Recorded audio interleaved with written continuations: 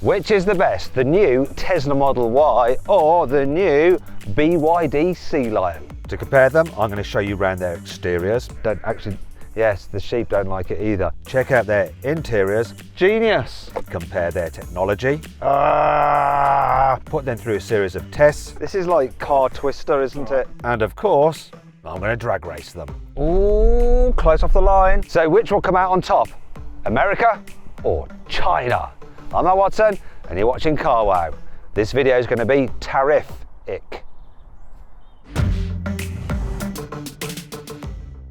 You might think that buying Chinese means buying cheap, but is that really the case? You see, the Tesla Model Y starts from £45,000, whereas the BYD Sealion starts from £47,000. If you want the top spec version of the Model Y that's available at the moment, that's £52,000, whereas this range-topping version of the BYD Sealion is £59,000. So the BYD is slightly more expensive, but which one looks the most premium? Now, normally when a manufacturer facelifts a car, they'll just do the lights and the bumpers, just the plasticky bits. They don't tend to touch the metal bit, but Tesla has. It's redesigned the bonnet, it's redesigned the wings in order to be able to fit this Cybertruck-inspired light bar across the front. That's actually a daytime running lights, and your real headlights are underneath here. Of course, the whole lower bumper is all new as well. Wait a minute, what's that? Looks like it's trapped some insects. Maybe this design isn't good for insects. Let's just open this bonnet and see what insect it is. Oh look, it's a big old bumblebee. It's kind of moving a bit, or maybe it's just the wind. Oh, it is, it's his little feet are just twitching. Killed by a Tesla.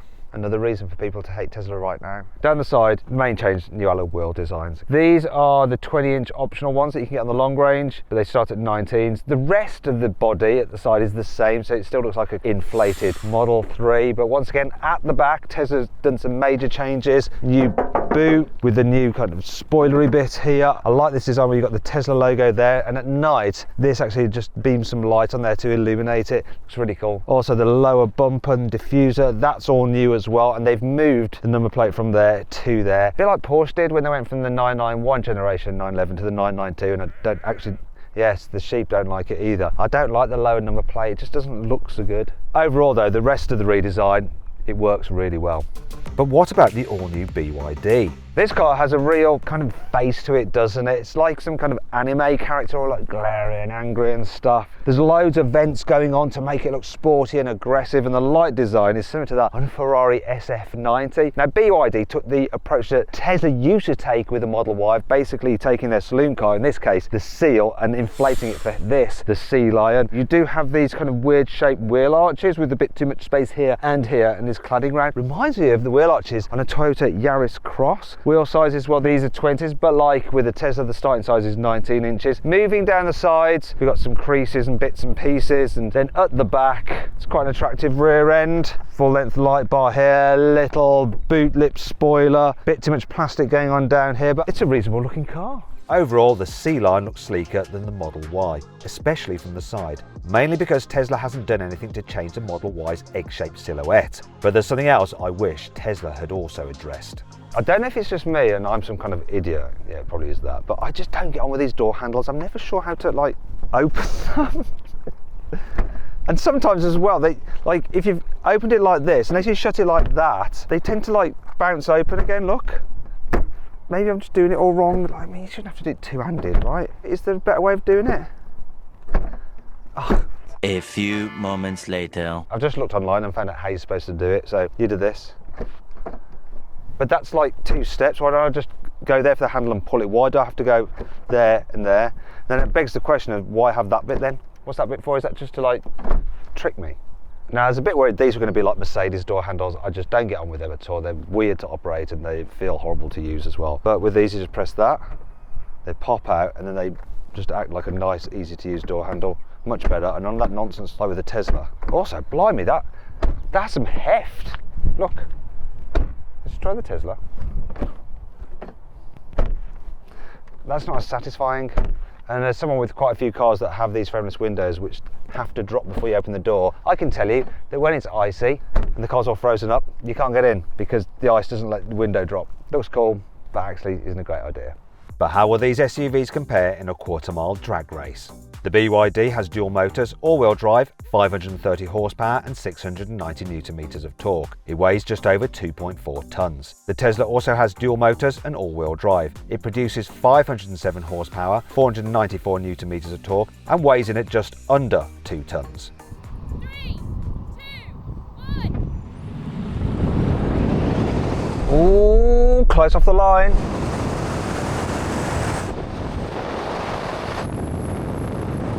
Oh, this eased ahead and then the Tesla just gapped it.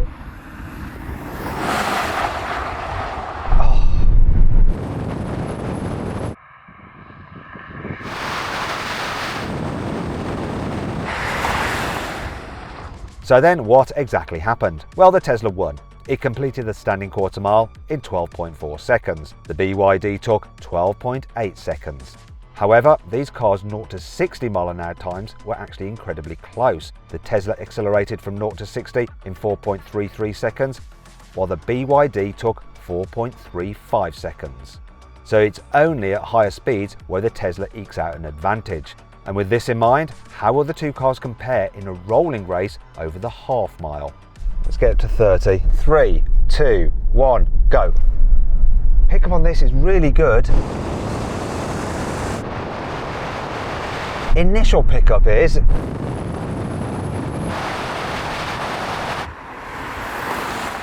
And then, I mean, look at that.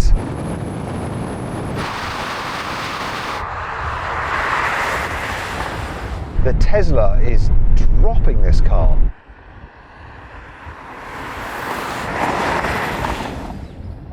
So that's a clean sweep for the Tesla.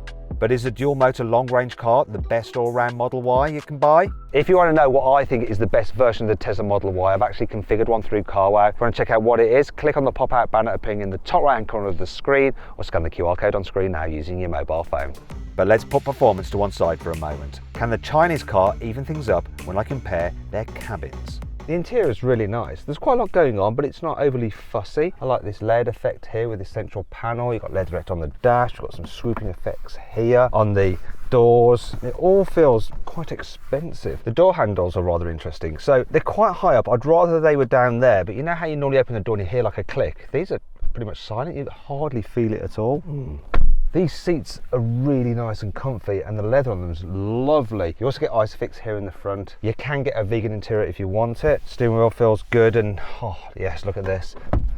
You can adjust the steering wheel manually. You've got stalks for your windscreen wipers, your lights, your indicators and everything like that. You've got a digital driver's display which can show a lot of information, including of course your speed right in front of you, plus a heads-up display as well, so your speed is projected onto the road. You've got a little gear lever nub in there, a bit like on a Porsche 911 actually, and you've got some shortcuts here for the ventilation system, so you can quickly turn it off and on and like blast up the windscreen as well without having to go into the infotainment system there, because the finer controls obviously are through this main screen here. If you prefer to watch your content more YouTube short style than long form video, then you can go vertical. Storage is good as well. Big storage area here. Look, I illustrated my hands, the hand test. 2 cup holders there with, I don't know what this does. What does this do? What's all that about? Ah! Genius!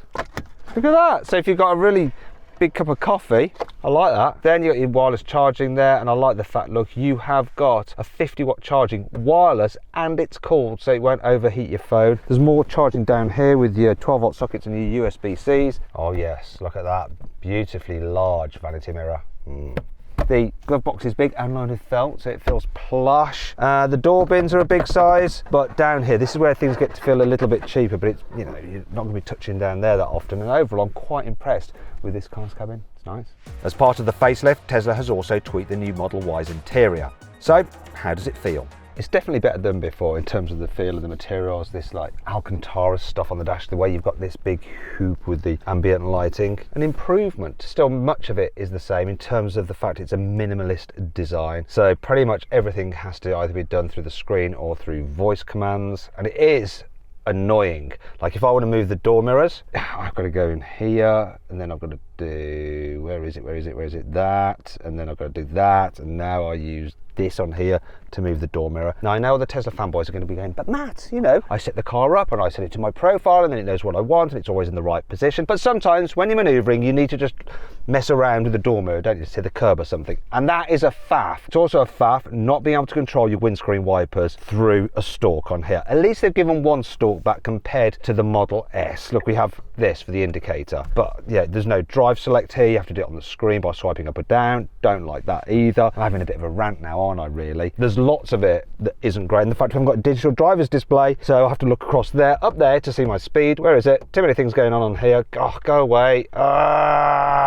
Be fine if there's a heads-up display. Why haven't we got a heads-up display? Storage is good in here though. Lots under there. Once again, the hand test. I like the fact that the cup holders are hidden until you need them. They're not clever in the way they don't go deeper like on the BYD. There is more storage under here as well. It's a big storage area. And you got your wireless charging there. Unlike the BYD though, it's only 15 watts, not 50. And it's not cooled. And I've noticed my phone getting hot while charging on it. I want to adjust the steering wheel. Oh no, I forgot. I've got to go through the screen again. Where is it? Steering. Up and down again with this. There we go. Yeah. Okay, yeah, I know. Once again, yes, you do this before you drive off, but sometimes you just want to fine-tune things when you're driving, don't you? Rest of the storage, sorry, I got sidetracked. Right, glove box. Oh no, yes, once again, got to go through the screen. This really is turning into a rant. Screen. Where's the glove box? There. Glove box, open. Why aren't you opening? Has it got some kind of remote lock on it? Is it broken? Is some security feature? This is a press car. I bet there's a security feature. I can hear something happening. Can you hear that? Anyway, let's move on to the door bins. They're big, lined with felt, and this is different and an improvement over the BYD. So the soft touch feel extends all the way down here. Just show you the door switches, so you don't have a handle like in the BYD. You press the button and it's electrically operated, but there is a fail-safe mechanism to open it there in case the battery's out of power. Look, oh, you can pull it up that way. Just like in the BYD, you have a full-length glass roof. However, the one in the Tesla doesn't have a blind, which is a bit annoying. Last thing to show you, we don't have ISOFIX on the front passenger seat. Seats are generally quite nice and comfy, though I prefer the ones in the BYD. And then vanity mirror. Very similar design to the actual cover for it as the BYD, but it's not quite as big. So far, this is a really close run race, but we'll find out which car eventually comes out on top at the end of the video. If you're thinking about changing your car to one of these, or any car for that matter, you can do the whole process through CarWow. You can sell your current car through CarWow by uploading photos and have dealers all across the country bid on it. You can also buy your next car, be it a new car, a used car, or you can lease a car through CarWow as well. If you want to check that out now, just click on the pop-out banner appearing in the top right-hand corner of the screen, or scan the QR code on screen now. There's also a link in the description of the video. One area where Tesla usually leads the field is technology. So how does the updated Model Y's infotainment system measure up? Well, the display itself is brilliant. The colours are bright, the graphics are sharp, and it responds quickly. However, there aren't any physical buttons at all, just like in the old Model Y. This makes it harder to adjust some of the car's more specific settings when you're driving, such as tweaking the temperature of the new ventilated seats. That's not all. You still don't get Apple CarPlay nor Android Auto. You have to use Tesla's system. And this is a shame because they come on almost every other new car. Tesla's tried to make up for this with various games and streaming apps, but these feel more like gimmicks than useful features. You might play around with them while you wait for your car to charge, but most of us will go on our phone and just doom scroll on social media. I'd happily give them all up if Tesla would just fit up a heads-up display. Unfortunately, the BYD screen doesn't feel as slick as in the Tesla. It isn't as sharp and it doesn't respond as quickly. But at least you get some physical buttons to access the climate control settings while you're driving. Yeah, I know the Tesla has voice commands, but who really uses voice commands?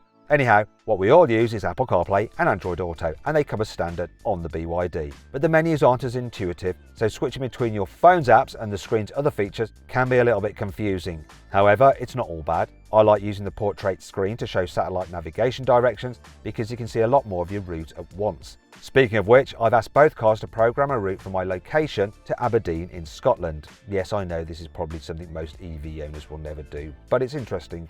You see, this 500-mile drive requires both cars to stop to recharge, so how do their sat-navs compare? The BYD calculates a route quickly and shows plenty of available chargers along the way. However, you have to decide for yourself which stops to make and how long to charge for. The Tesla, however, shows the quickest available charging points, and it calculates exactly how long you need to spend charging at each, so you get an accurate arrival time. It's brilliant, and all electric cars should have this.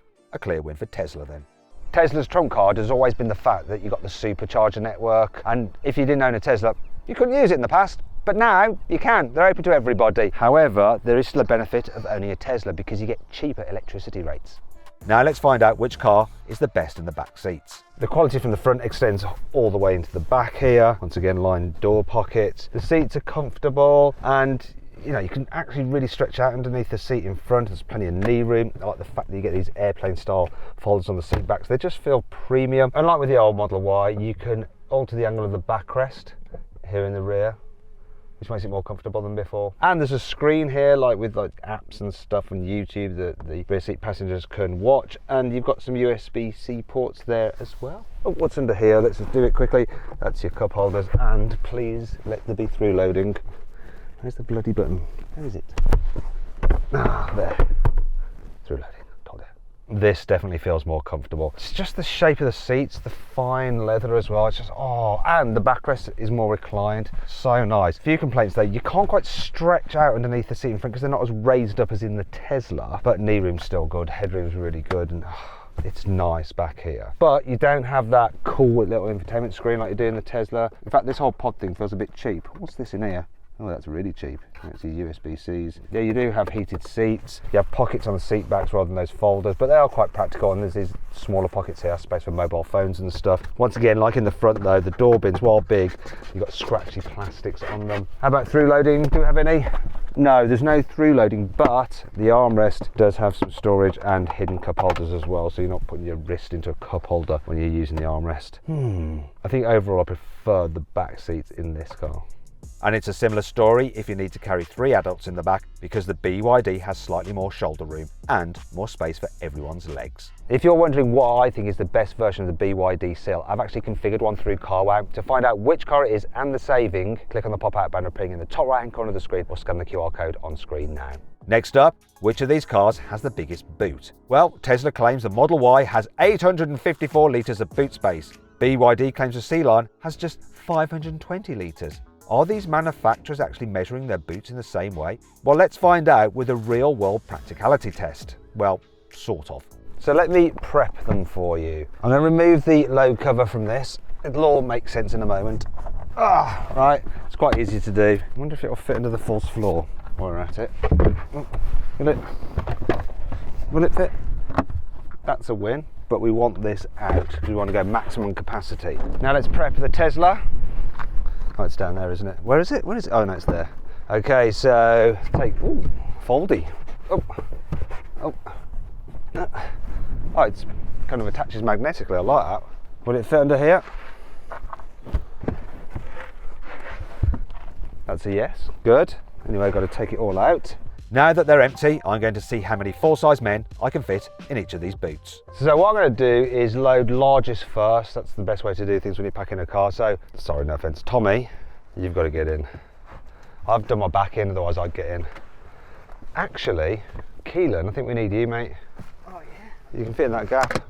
Sorry, Nick. I love that position. It's very evocative. Now, ooh. Do your best. I think we need another small one like Keelan. Hang on. This could be. If we can shut this is going to be impressive, right? Watch your head. Sorry, Keelan. Watch your foot, Nick. We might do it. It's not bad, is it? That. How was that? Uncomfortable. Okay, I think we do the same strategy. Actually, where? Oh, hello. Bonus feature. Right. Do you know what we can do? There's no room for anyone else in there, was there? So, oh no. No, so let's be brave on this one. Go on, Tommy, you go first. Okay, Nick. No, Jack. If we can do this, Jack, you're the true test. Look at that position, Tommy. This is all good ammunition for HR, by the way, guys. Nick, finally, if you can get in there, that space there. Ooh. I think we've got a win for the Tesla. Oh, this is like car twister, isn't it? Hang on. Sit on my knee. Sorry, Jack. Oh. Right. It is going to work though. This is. Hang on. There we go. You know what? I just snapped. I think this knee is going to be problematic, Nick. It's all right. I'll shimmy. Shall we try it? You ready? No. Here we go. I'll get it open as quick as I can. Does it? Come on, let's bugger off. Sorry.